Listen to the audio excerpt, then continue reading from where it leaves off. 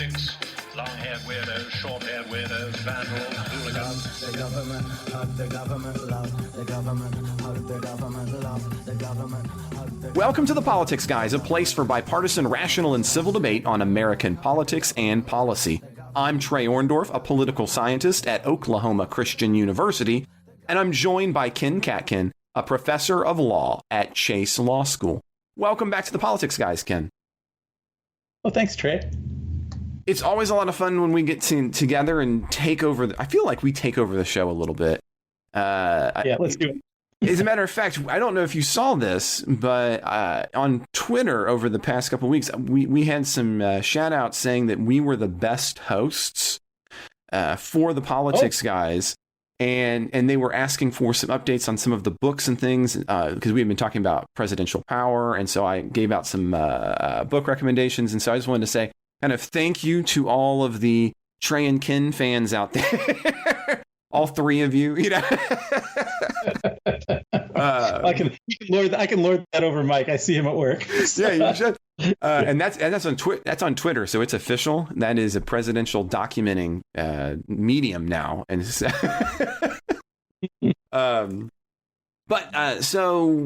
Ken, where I wanted to start was, and not where I thought we'd actually be starting this week, was with Biden and his sexual assault allegations, because today, Friday, Biden has now come out and had a response to Tara Reade.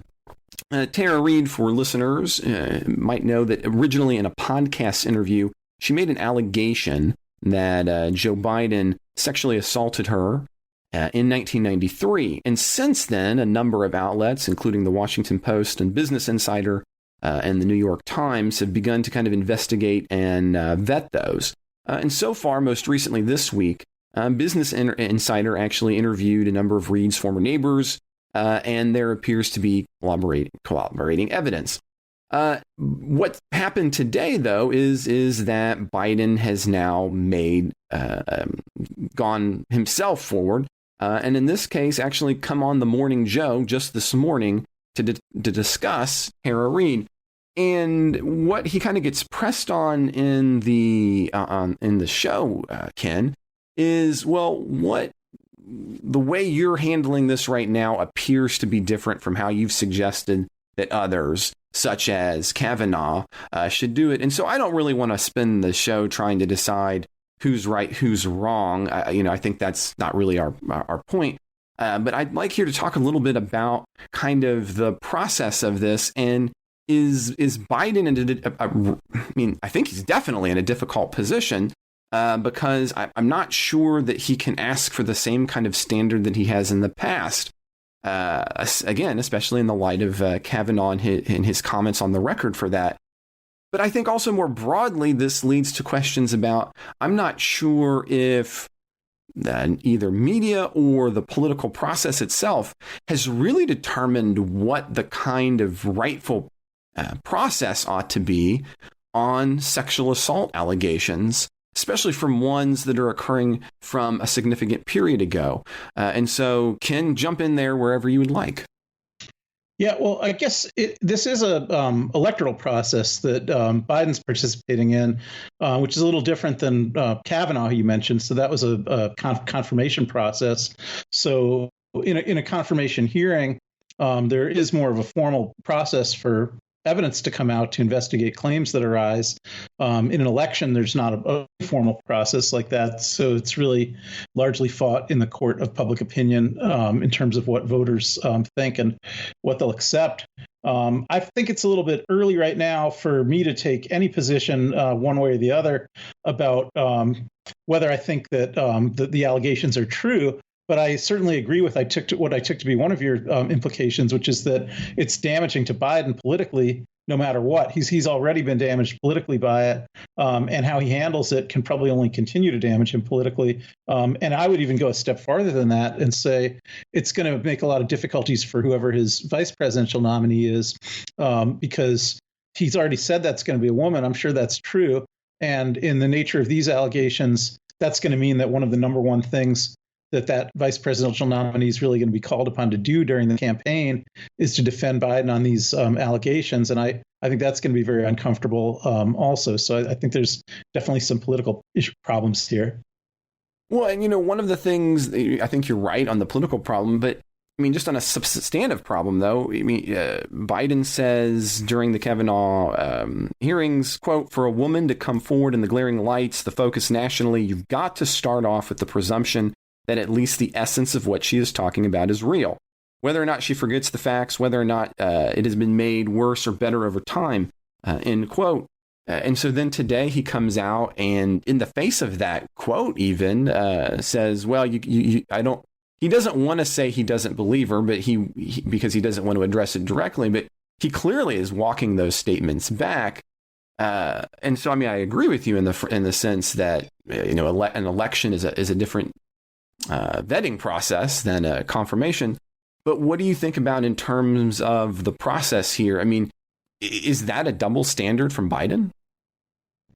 I did listen to that interview this morning, and I'm not sure I would agree with the characterization that he walked back his statements about process. I heard him say that he still thinks that, and that he thinks that the fact that these allegations came forward against him means that there should be an investigation of the claims. I don't think he called for no investigation, and I did hear him say that he wanted the National Archives to release all relevant personnel documents that they have, which would include HR records and things like that. So he certainly didn't try to call for any kind of cover up. I know there was a little back and forth he had about his personal papers, which he's given in boxes to the University of Delaware, and the archivists haven't even started opening those boxes yet. And he seemed a little bit more reticent to allow some people to start looking for these kind of documents in there. But he said that any complaints that had actually been made through any kind of HR office or in any kind of personnel matter would be in the personnel records that are in the National Archives. And he said he believed that those should all be opened up. So I don't think he was calling for a cover up. I think he was certainly asserting innocence, and he asserted that many times. But I think he was still calling for an investigation. So I don't think that's completely inconsistent with his prior statements. Well, but what he says earlier is that you have to presume, in his words, you have to presume that the woman is correct in the basics and the basic of the nature before you have any even kind of investigation. I mean, that was the context of his answer, and so now I don't disagree with you on the front of I think he is open to having an investigation. He wants that open, and I think part of the uniqueness about the archives is that standard. I mean, it should be said, standard practice when politicians deposit their papers, especially vice presidents or presidents or senatorial candidates for that, as senators for that matter, there are usually there's a delay. In other words, it's X. The agreement is after X. It's only after X number of years, usually around the realm of 2, before those papers can be made public, even though they're housed there and can be researched in advance. They can't come out of there. So that's not unique. I mean, it should be said that's not unique to Biden's arrangement. But what about? I mean, so again, though, I mean, it does seem so. The quote is, "Look, you've got to believe the woman." In this case, he's saying, "No, you need to believe." I'm saying they're false, but I don't think that's inconsistent, though. I think he's saying you got to believe the woman enough to actually start an investigation, and not just to say that can't be true. And here, I think the statements are more reconcilable than you're allowing. He's not saying that you've got to believe guilt. He's saying you've got to believe that it's worthy to the fact that the claim is made is enough reason that there should be an investigation. And I think that he is standing by that. I don't think he's walking it back. But in none of his previous answers about Kavanaugh did he ever suggest that there ought to be further investigations. I mean, he said such things as, quote, she gave courageous, credible, and powerful testimony. She should be given the benefit of the doubt. And it takes enormous courage to come forward. I don't disagree with him. You have to start off with the presumption that the essence of what she is talking about is real. This is the presumption, right? I think he's saying the same in this case. I actually think that if you read between the lines of what he said this morning, it's the same as that in fact we should start off with the presumption that this complainant's complaints are real. I don't think he ever denied it. I think what he did say is that presumption he believes should be rebutted and will be rebutted through further investigation. But I think that really a presumption is all about whether you launch an investigation or not. Presumption is not the same as a final determination of guilt. So what do you say to those on the left who are, and this one I don't have as much of a bone, but I think for a lot of people on the left, they see this as having be the primary problem with a guy like Biden, which is, look, we didn't get a Sanders, we didn't get somebody who's sympathetic to the Me Too movement, and this is what we get. We get Biden, and now we're going to have to deal with this kind of baggage. What do you think about that?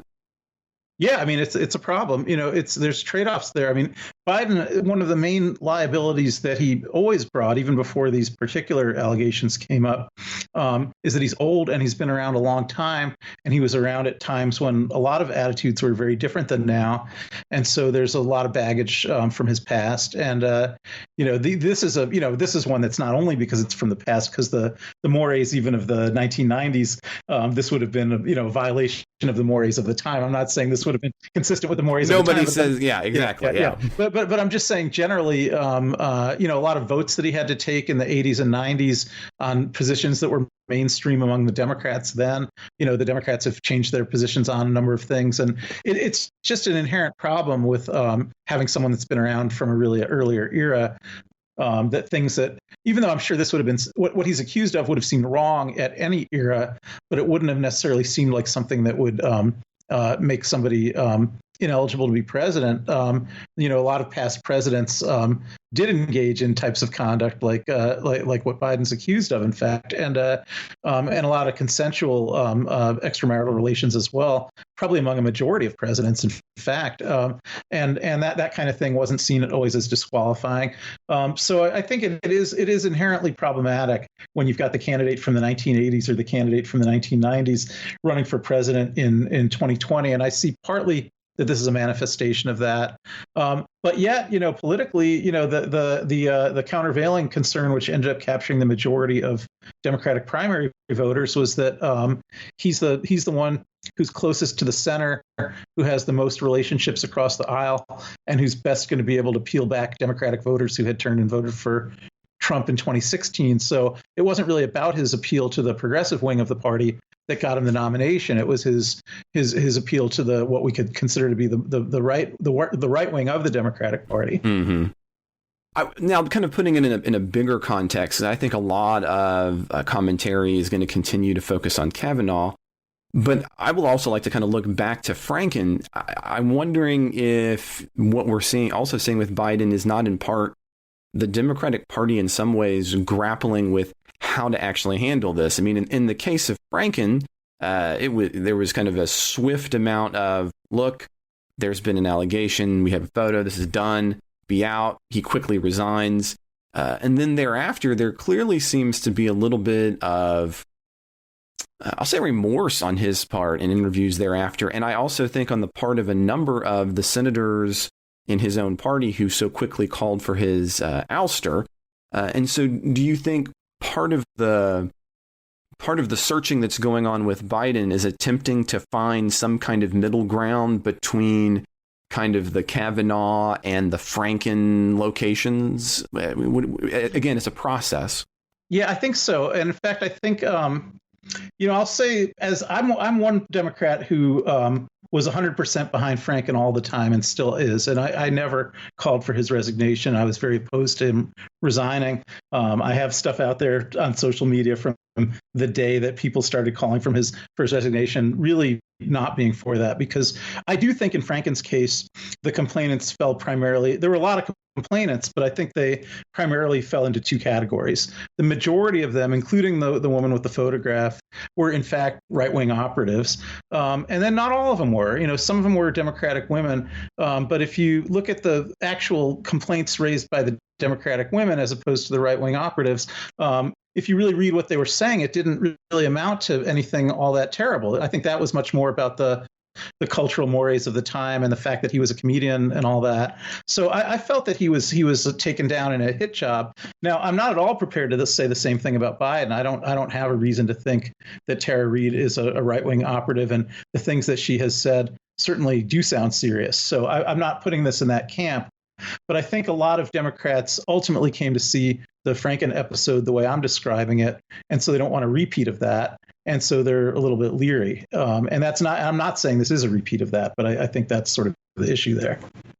Do you think that that kind of nuanced position is going to be a long-term feasible position in the Democratic Party? If it seems to me that that is a fracture that has yet to be figured out. And again, I say this as an outsider looking in, of course. But I see that as being a rupture in the Democratic Party that I think if there was a different person in the White House right now would maybe even be wider. Yeah, I mean, what you say about who's in the White House right now is part of the politics of this, because I would think that, and I would actually hope, I will say, that even Democrats who become convinced that Biden is in fact guilty of what he is accused of, if he stays the nominee, I don't see that that's a reason not to vote for him against Trump. You know, it's a terrible thing, and it's a reason not to vote for somebody, but it's not a reason not to vote for somebody when the opponent is many times worse. And so it is going to be a forced choice between those two. And I'm glad you got to that, because this brings me to an interesting question that I have pondered myself, and that is I mean, I hear what you're saying there, and I think that you have accurately summed up many in the Democratic Party's conundrum. In other words, whatever happens with this, I'm going to have to vote for Biden against Trump. But does that mean that does that justify all wrongs, though, for candidates? And I don't think all, because I think I think here the problem is that they're both guilty of that particular kind of misconduct. But couldn't that disqualify anybody from having? I mean, in other words, if I'm a voter, you know, is it? I mean, to put it in a different moral term. So I say, well, this guy's killed, 1 million people, and this guy's only killed 100,000 people. So I'm going to go vote for the guy who killed 100,000 people, because that's better, as opposed to saying, well, I'm just not going to vote for either of those candidates whatsoever. No, right. I get that. Yeah, I think to me, maybe the difference would be if Biden did do this 27 years ago, exactly what he's accused of. I don't think that reflects who he is today. Whereas I think that kind of conduct still reflects who Trump is today. And so to me, that's an important difference. Now, if I thought that Biden did this 27 years ago and he would do it again tomorrow, then I would be more thinking, then maybe I don't know about voting for either of them. But I don't think that about Biden. And I also think, maybe it would be a reason not to vote for Biden if he was running against Romney or McCain or somebody like that. But he is running against Trump, and it's going to be a binary choice here. And I think back, and I'll never forget, I was in graduate school at the time, and I heard a lot of the arguments against George W. Bush as kind of being this ultimate bad. He was kind of the ultimate left bad guy in some ways. I think in many ways he's gotten off the hook in the wake of Trump being president. And I'll never forget, because there was a book on presidential power, and I cannot remember which one it was now, that I had out of the library because I was working on my dissertation at the time. And you have hundreds of books when you're doing dissertative work. And I don't know who had written in it. I'm assuming a professor at my institution. And in the margin of the book, in several places, had written things, again, clearly professor, that about how, well, he or she didn't think that George W. was going to give up. There could be, in other words, he might just hold the military and everything. And I just thought, well, that is outlandish. So I think one of the things is, when I hear that, is that for those on the right, they say, well, yeah, you say that you'd vote for a Romney or you'd vote, but there were similarly vehement positions against George W., a guy who, for all of his numerous flaws, clearly didn't have the kinds of moral shortcomings, I would say, with the exception of potentially torture. That's a big one for me, but that's obviously in a different, non-personalized context. I pointedly didn't include George W. Bush when I said I would vote for Romney or McCain. I picked properly then. Okay. Yeah. So even if I thought that Biden was guilty of what he's been accused of, and he was running against George W. Bush, and George W. Bush was never guilty of anything like that, even if you posit all that, I'd probably still vote for Biden, because I think you do have to think about things like Bush. He lied us into a war in Iraq. He started torture chambers in Guantanamo. Ultimately, these kind of things I think are a lot worse than anything that Biden has been accused of, or anything that he would do as president. So I think that it's a subtle moral judgment, but because this is an electoral process, voters are going to have to choose in a binary choice. And if you compare it to the Kavanaugh hearings again, if Kavanaugh hadn't made it through, then all that means is that in due course, Trump would have got to pick a different conservative who didn't have those problems, who would have gone through. So it wouldn't have actually reversed who gets to run this whole country, which is what's at issue in a presidential election. So you see this? You see that as being the stakes lower? Yeah, definitely lower. I mean, I think there's no reason to take someone onto the Supreme Court who did, if you believe the allegations against Kavanaugh, there's absolutely no reason anybody who did that should be on the Supreme Court. Because if he's not, then someone else will get that spot, and someone else will function more or less similar to him in terms of their role on the court. So even people even judicial conservatives who want a conservative on the court who otherwise liked Kavanaugh, I think they should be able to give up on Kavanaugh and pick somebody else that they like. But in the presidential race, if the Democrats give up on Biden, they don't get to pick someone else that they like. They hand the presidency to Trump. So the stakes are extremely much higher. I think it's not a situation where if someone fails, they could theoretically vote for. We're later in the show going to talk about a couple of the third party candidates who are running. I mean, you could vote for one. Neither of them is going to get elected. And voting for anyone other than Biden, if a Democrat votes for anyone other than Biden, I mean, unless Biden drops out before the election, but if Biden's the nominee in the election, and every single vote that's not for Biden is a vote for Trump, and it's going to put Trump in office. And I would hope Democrats would understand that. Okay. Well, then I think we'll have to turn away from that topic and hit another one that I know that we continue to come back to, but there is so much going on with COVID this week, from the memeable Mike Pence's maskless face in the hospital to protesters, some of which were carrying firearms, taking their demonstrations to the Michigan Capitol, to President Trump's tweet in support of the protesters. There's a lot of things happening with COVID, but now, as we get into some of those political items, I do want to point out something here, Ken, and that is that I see more and more often the amount of misinformation that keeps coming through the pike about COVID.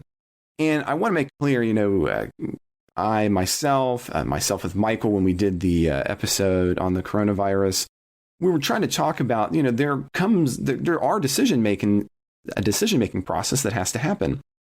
But I'm afraid that one of the things that I'm seeing come out here is that there just isn't agreement on some of the basic facts. And so I just want to let everybody know, like right now, as of today, this is May 1st, according to the CDC, we've had 1,062,446 cases of COVID and 62,406 deaths.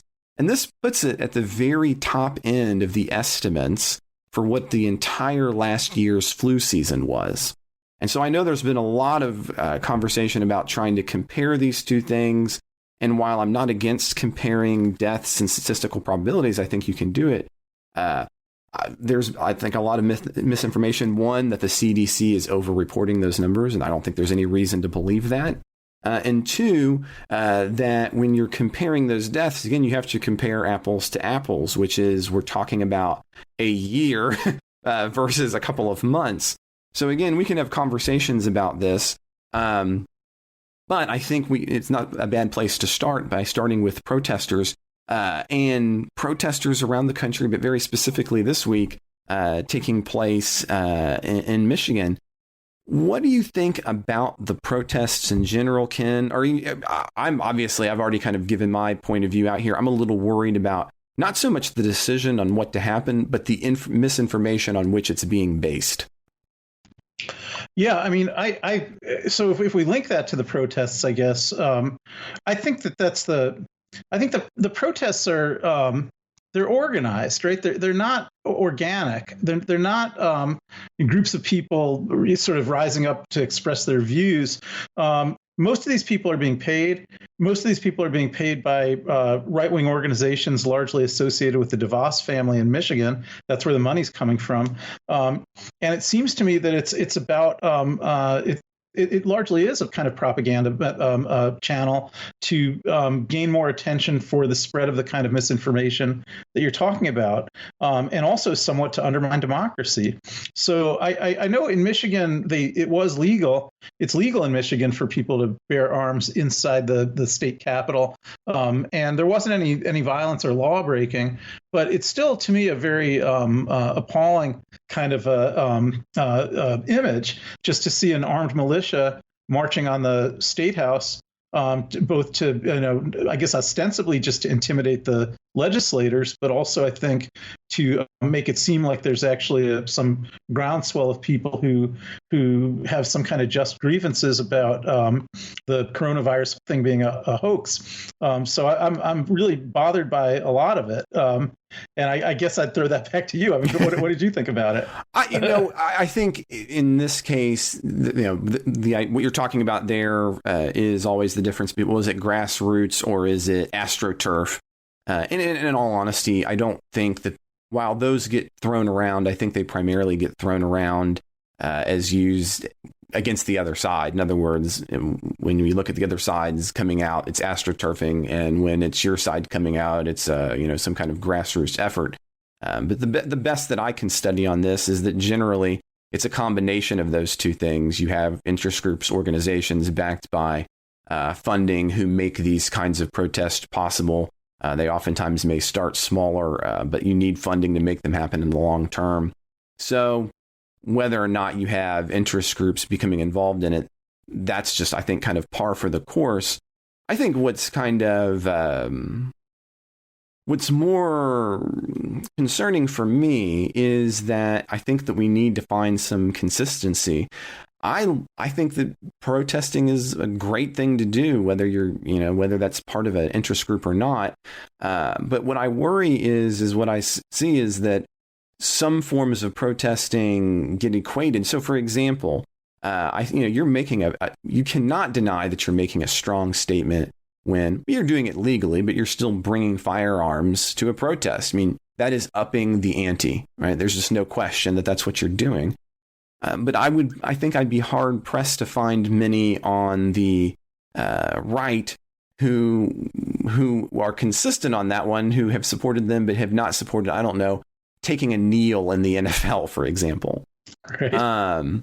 But on the left, let me add, by the way, just while you're on that, I completely agree with what you said about protesting. I think anyone should be out there exercising their First Amendment rights, protesting anything, whether or not they're being paid by somebody, whether or not that's grassroots. I'm all for that. But I think the guns is really doing something very different. It's really about trying to suppress and delegitimize other views and trying to suppress and delegitimize legitimate government.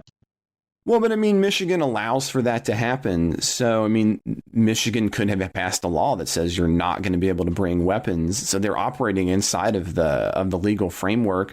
And again, I agree in the sense that you're upping the ante. But clearly, when the legislature allowed for it to happen, they knew that was then therefore a possibility. I find it a little bizarre that you have legislatures complaining about protesters with weapons, and I keep thinking, well, you're the one who made it legal for that to happen. Did you make that law happen and think it was never going to occur?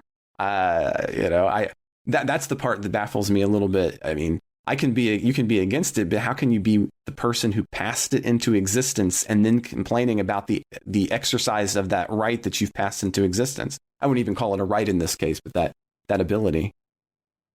Yeah, I'm with you there. I mean, they should not allow people to bring armed militias into the state capitol, and they should change the law to prevent that. Yeah. But I mean, I will say, and this is one, I think that the one positive side to this, though, is it does give credence to those of us who are more sympathetic to having people armed is that having weapons does not necessarily lead to additional violence. I mean, here's a great example. You have a lot of people who are, those are some of the weapons that those guys had. Those are not cheap weapons, especially the handguns. I know that when people look at it, obviously the more seemingly intimidating ones are those big assault style rifles, but those are really cheap, easy to put together. What's expensive is all of those handguns those guys were carrying around, and probably actually far more deadly in the long run.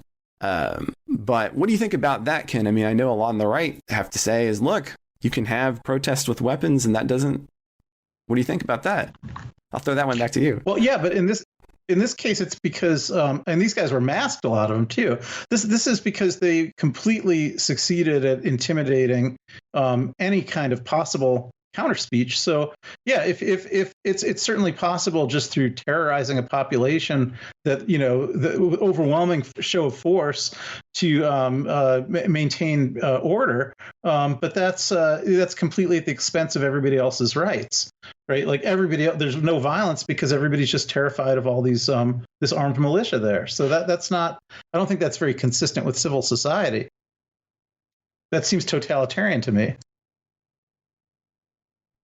Well, totalitarianism is when you have a state imposing a specific kind of total view on a person.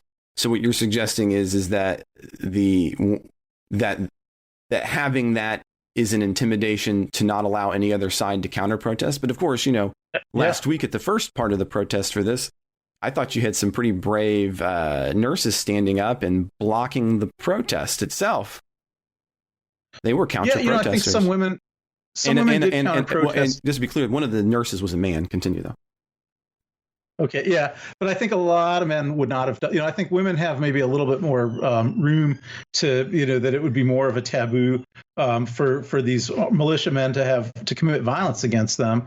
But I think the whole purpose of showing up armed and masked and in large groups is to intimidate everybody else, and so that you know, even if you're saying there were a few brave people who weren't intimidated, I don't know that goes. You know, I don't know that that's at all consistent with what we think of as a civil society or a free society, when one group's basically just trying to say to show force and to show power and to you know, really just try to silence everybody else. So that's how I perceive that. And you know, I guess maybe not everybody would perceive it that way, but it's you know, I just can't see what the purpose of those guns was if it wasn't to intimidate others.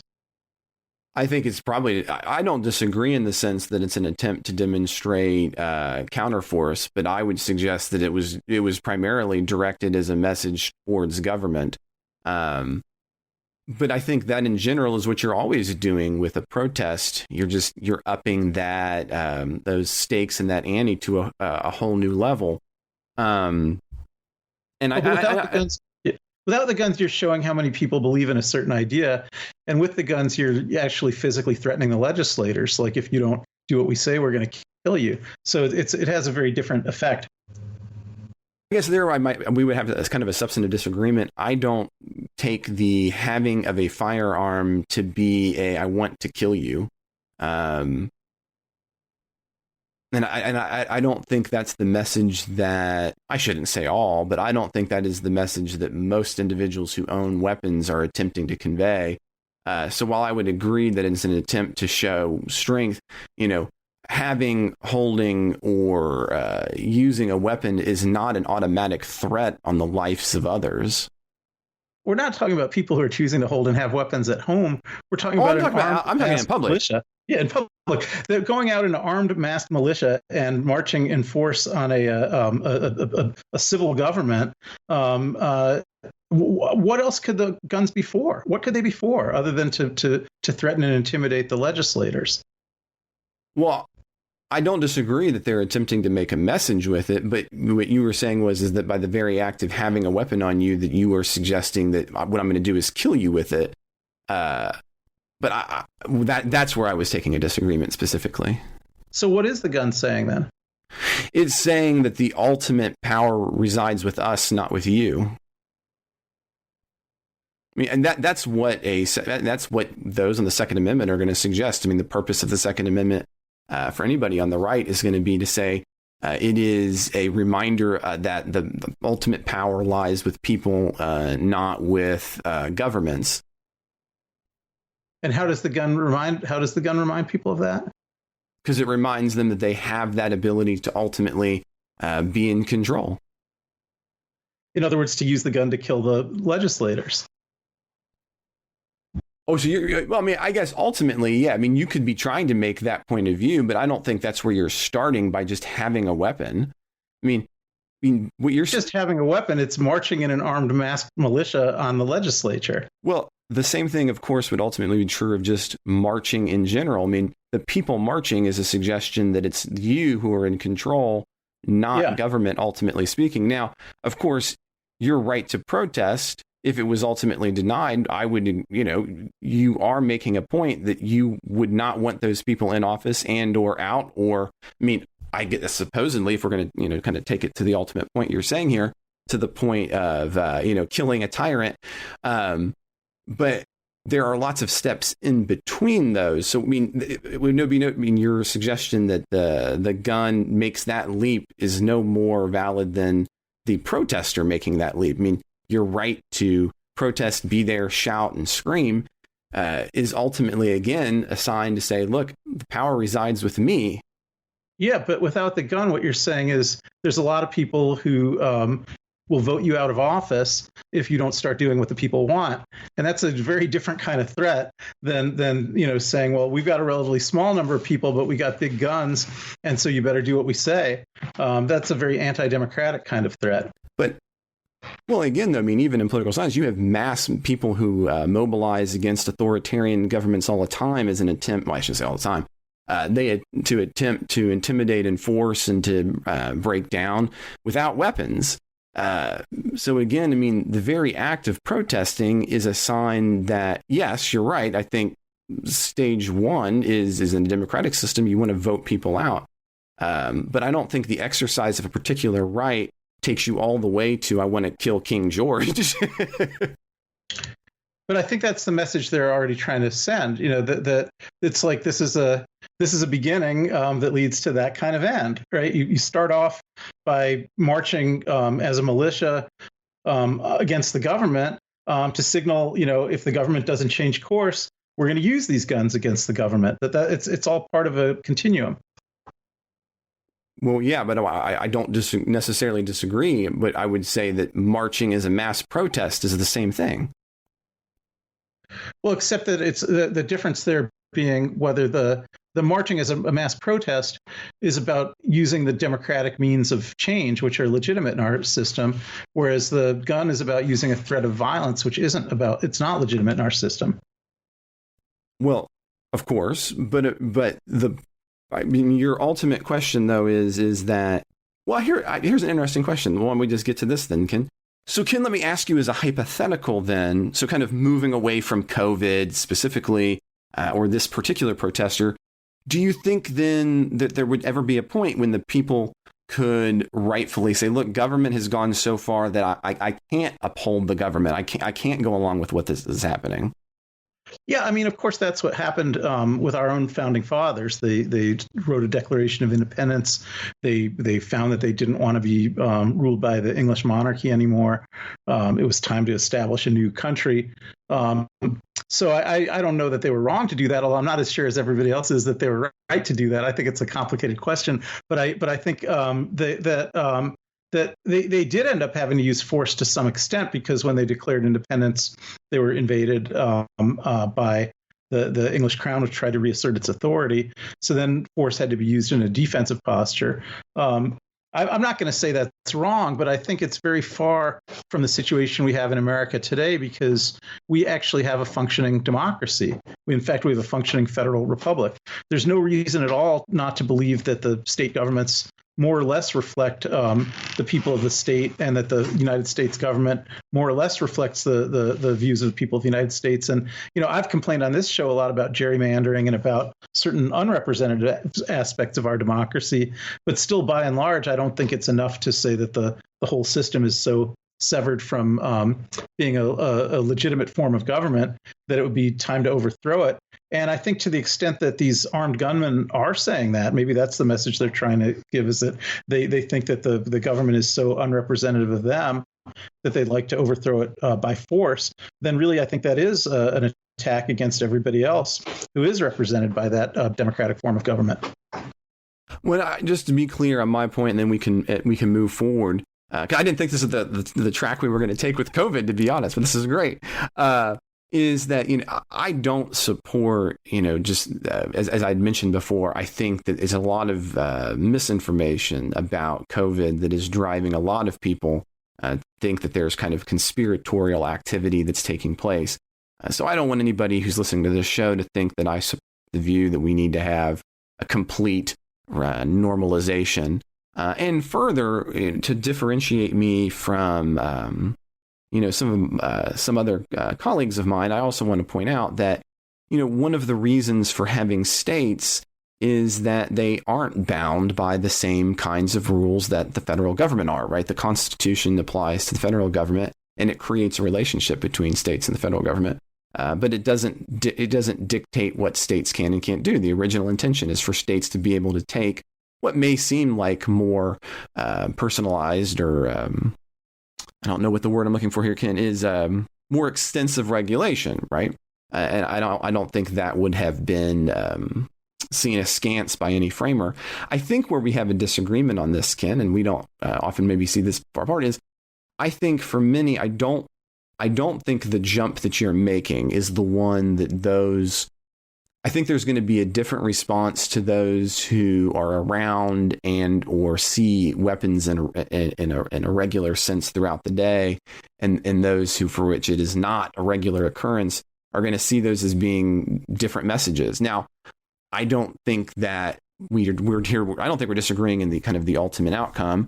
I think where we disagree is in the shade of what that means, how far down the road that's looking at in meaning. And I certainly don't think anything's happening that would warrant, it's time to shoot anybody.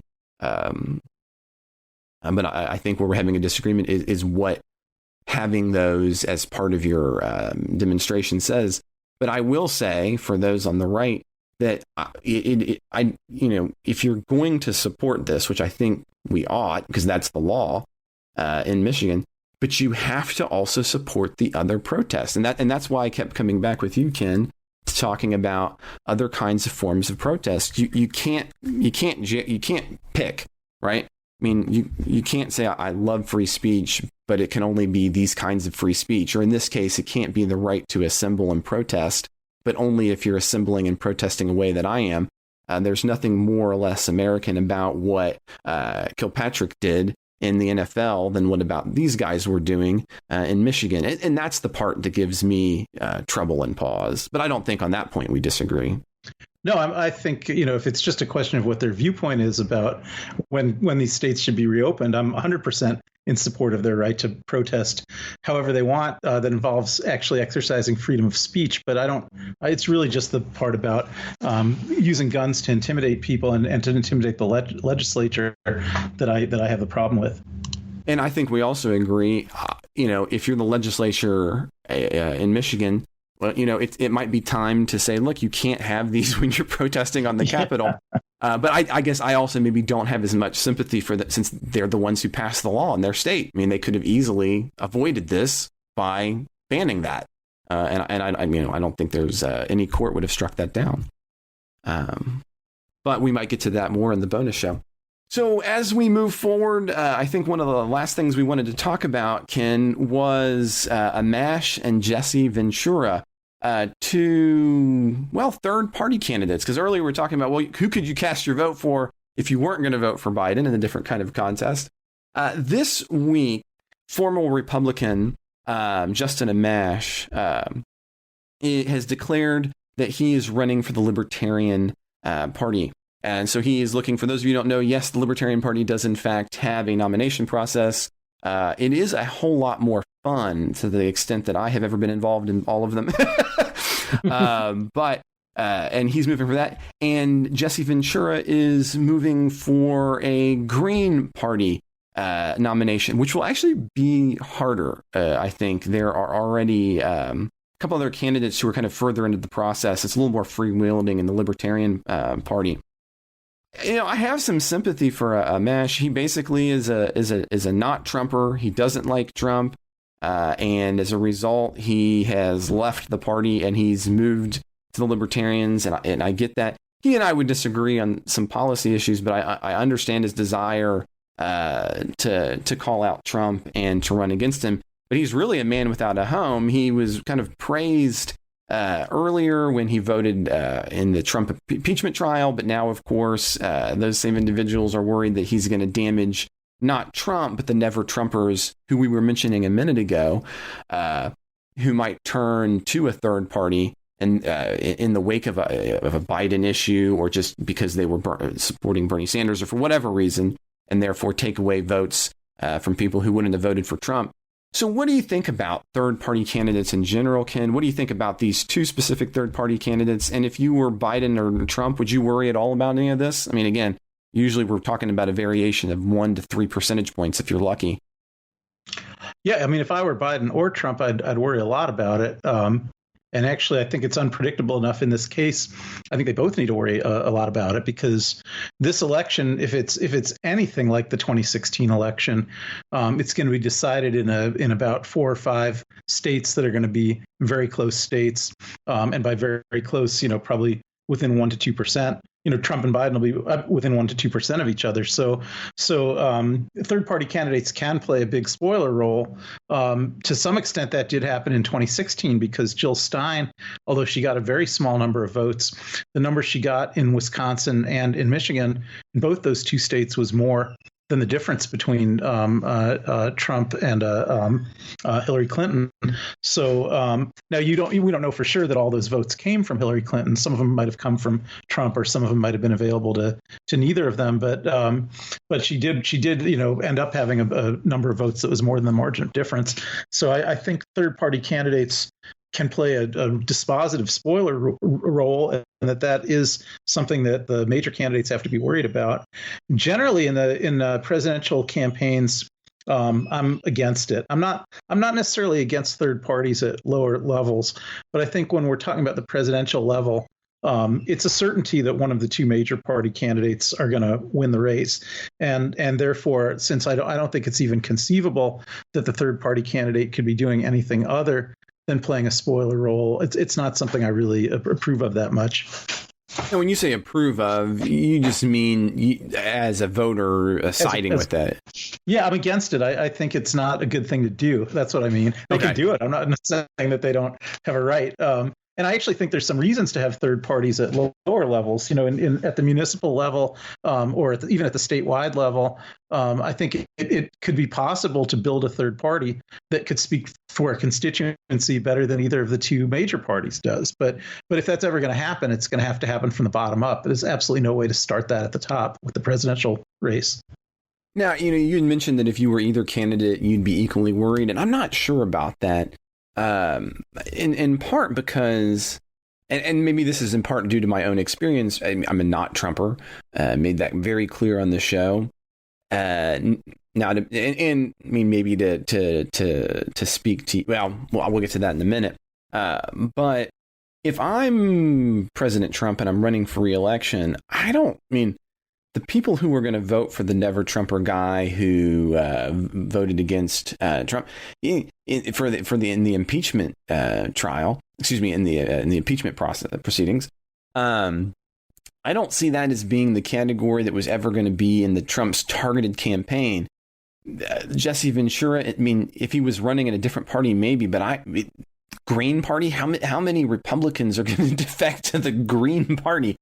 It seems like both of those would be potentially pulling, ironically, from Biden, which is not always the case. Oftentimes, when you're talking about libertarians, you are talking about people who are going to be peeled off from the left. But I'm not sure I see it this time. The right to me seems very much you have the core Republican supporters who are going to be behind Trump no matter what. And we've talked about this on this show. I don't really see that being the swing. Maybe, who are you identifying? I'm curious about who, if I was Trump, who I'd be worried about and why. I guess that's what I'm getting at. Yeah, if I was Trump, I'd be more worried about Jesse Ventura than Justin Amash. And the thing about Jesse Ventura is he is a proven vote getter. He got elected governor of Minnesota on a third party. So he's good at it. He's been on television a lot. He's got a lot of name recognition. And I do think that it seems to me that some core parts of his constituency are the sort of Trump Democrats, the kind of people who typically white working class people who generally voted Democratic in the past. Mm-hmm. Some of them are even registered Democrats, and they crossed over and voted for Trump against Hillary Clinton, particularly in states like Michigan and Wisconsin, Pennsylvania. I think that demographic is available to Jesse Ventura, and I think Trump would have to worry about that. I agree with you that running on the Green Party is not going to be a selling point for that demographic. Yeah. But I think it's something that they could look past. When Jesse Ventura ran in Minnesota, I think he ran on Ross Perot's Reform Party. Yes. And yes, I don't think that was a selling point for him either. I think it was just that people who liked him voted for him, and there were a lot of people who liked him. Now I think that the Reform Party might have been easier than the Green Party. But you're right. I mean, it wasn't doing him any favors. But in today's environment, even just saying green has, now, full disclosure, this is not my position, but that is, in fact, I mean, what everybody hears is watermelon, right? You know that one, right? Yeah. Right. Green on the outside, red on the inside. Yeah, exactly. They're just pinko commies, right? I don't think. Right. I mean, that would be much more of a problem for an unknown candidate than for Jesse Ventura. I think that I just think he runs as Jesse the Body, right? He doesn't run as the watermelon. Like people already know him. So I think that ultimately isn't gonna be. I mean, he probably will get the votes of the people who already voted for the Green Party if he runs on the Green Party. That's very few votes, but I think he can open up audiences for himself. I kind of do agree with you about Amash, that Amash is more of a threat to Biden than to Trump, because he would appeal to never Trump Republicans who don't want to vote for Trump. And they might like him better than they like Biden, although I think some of them like Biden okay. So I'm not sure about that, but and some of them might be never Trump enough that they wouldn't want to vote third party. And of course, all these things, it really is only a factor in like 4 or 5 states. It hardly matters how people vote in any other state, because there's not going to be that many states that are that close. That's absolutely true. And, and this is something that we've talked about a number of times over the year, Ken, and that is it's not that third parties are somehow being hated upon. It's simply that the electoral rules that we use favor a two-party system, right? It's Duvier's law. You have one man who takes the whole win. You have one woman who takes the whole win. And so as a result, that crowds out third parties. I just mentioned that again because anytime we talk about third parties on the show, we are always inevitably get some of those questions. So, Ken, what I think as we kind of run out of time here, I'd like to finish on is a new segment for the show that we've been doing kind of consistently. And that is recommendations. So things we've been watching, listening to, reading, or otherwise engaging in that we'd like to recommend to our listeners. And so, Ken, I'll start with you. Yeah, so I've been home a lot, as a lot of our listeners probably have. I've been listening to a lot of music, reading a lot of books and magazines, and I like to read the New York Review of Books a lot, and I know I don't know how familiar our readers are with that magazine, but it comes out once or twice a month, and it's a publication that mainly reviews books, but a lot of the books it reviews are books about politics, so there's a lot of political writing in it. And there's a particular writer who writes in it a lot named Fintan O'Toole, who is a writer for the Irish Times, and he writes a lot in the New York Review of Books about Brexit and about English and Irish politics, but he's also started writing some now about American politics, and he's had a couple of columns in there recently about the present political situation here in the United States in the COVID era, and I've really been getting a kick out of that. So I'd recommend the New York Review of Books generally as a magazine worth reading, and Fintan O'Toole in particular as a writer who's been writing a lot in there lately that I'd recommend. Oh, that's cool. And I haven't seen any of that. That's interesting.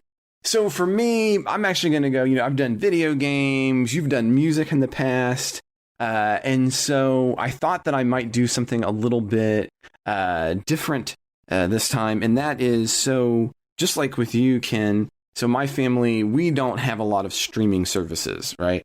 We've just kind of had one throughout the time, Netflix, and we watch those kinds of things to kind of laugh and do other kind of stuff. But recently we got a trial for Amazon Prime because, well, it's a pandemic, and and so now I have 3 kids, and so I'm not going to in any kind of big way recommend that you watch this with all your kids, but I don't get a lot of chance to watch television. But during this time, the kids go to bed, and I have been watching a show of something of my choice. And have you watched, do you have Amazon Prime, Ken? Yeah, I do. Yeah. Okay. So have you watched Jack Ryan? No, I haven't. I don't know it. Okay. So that is actually, it's based on a character. Did you read any of the books by Tom Clancy way back in the day? I think I read one of them. Yeah, okay. Just one. Well, I'm just going to let it out. When I was growing up, I was a Tom Clancy fan. He was already kind of antiquated by then. And since then, he's written a lot. Well, he just puts his name on things and then gets money, and other people write it. But the books he actually wrote were always very interesting. And the central character in all of them is Jack Ryan. And in this program, it is it's a retelling of it in the modern era. So it's kind of Jack Ryan rebooted. And it's played by oh my goodness, Jim from The Office. Why am I blanking on his real name? I don't know either. Anyway, the character of Jim in The Office. And I didn't think that he could be an action hero, but here he is. And what I'd like to suggest is I went in a little bit, I was only watching it in some plays. I thought, well, I'm just going to have kind of sometimes you just want something a little bit mindless. And I just thought, well, this is going to be kind of just an action fest, and I won't think, and the kids won't be around, and whatever, that'll be great. And instead, what I found was actually a really nuanced view in the first season of politics and CIA work, thoughts about religion and terrorism. And again, I was kind of shocked by the depth that it had. It was one of the head CIA guys is in fact himself Muslim, and it's just a really unique telling of thinking about these things in a modern era in a cool way. The second season gets a little bit crazier, but that's just the way those kind of shows go.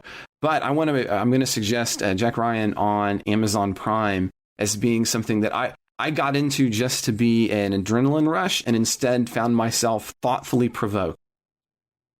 I will watch it myself then. Yeah. I'm curious if you feel the same way. And eventually you'll get over it if you've been a fan of The Office. But anyway. Well, Ken, it's been wonderful doing the show with you. I'm glad you were here today. And I want to remind our listeners, we're going to be doing a bonus show in just moments that will be coming out on Wednesday. So, Ken, I'll see you just again in a minute. I want to thank all of our listeners for tuning in and hearing us here on the Politics Guys, all of the hosts, myself included. I just really love working on the show. I'm getting done with the school year, and there's all these other things going on, and yet this is kind of my space to be creative and to dig into some things with Ken that I wouldn't normally get to do with students or other places. And so what makes that possible, makes this possible, is awesome listeners like you. And some of the ways that you can help this show by being more than just being a listener is you can subscribe to the Politics Guys on the podcast app of your choice. Right now, we've got a lot of time on your hands. I know I'm listening to a lot of podcasts when I run or when you're exercising. So it doesn't always have to be about binge watching Netflix.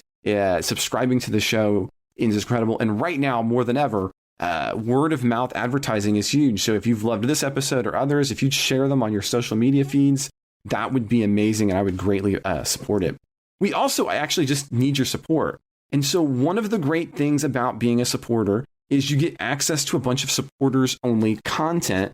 And that includes our full length supporters only Wednesday show, what I was just talking about. As soon as this show gets done, Ken and I are going to record a Wednesday show just for supporters. And if you want to become a supporter, all you have to do is check us out, or some of the other benefits, on the Politics Guys, our Patreon page. And that is patreon.com/politicsguys. If you're also interested in support, you can head to our website, which is thepoliticsguys.com/support. So join me and Ken again on Wednesday by heading to patreon.com/politicsguys or by heading to politicsguys.com/support. If you've got a question, a comment, a correction, or just some random thought you'd like to share with the Politics Guys, you can reach us at mail@politicsguys.com. We also strive for civil and rational debate on our emergent Reddit at Bipartisan Politics. Our Reddit again is Bipartisan Politics. We're also on Twitter at Politics Guys. The executive producers of the Politics Guys are Bruce Johnson, Wilmer Morano, Andra Masker, Daniel Toe, and Chris Wilkerson. Today's show was produced by myself, Trey Orndorff. We'll be back with a new bonus supporter show on Wednesday. We hope you'll join us then.